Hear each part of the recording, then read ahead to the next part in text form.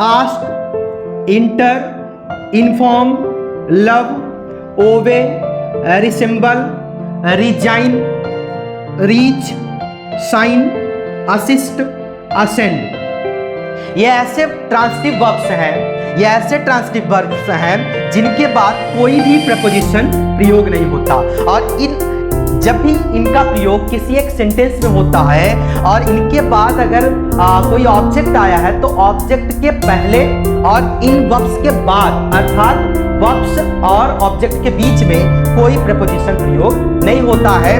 और इसके साथ साथ जो भी ऑब्जेक्ट इन वर्ब्स के बाद आएगा उसके तुरंत बाद प्रपोजिशन आ सकता है या नहीं भी आ सकता है। फिर से मैं बताना चाहूंगा आपको, ये ऐसे वर्ब्स हैं, ऐसे ट्रांसिटिव वर्ब्स हैं जिनके बाद कोई प्रपोजिशन प्रयोग नहीं होता है, और इनके बाद जो है जो भी ऑब्जेक्ट आएगा उस ऑब्जेक्ट के तुरंत बाद एक प्रपोजिशन हम प्रयोग कर सकते हैं अथवा नहीं भी कर सकते हैं, बट इन सारे वर्ब्स के बाद कोई भी प्रपोजिशन प्रयोग नहीं होता है। उदाहरण के रूप में देखते हैं, जैसे I asked him to go there.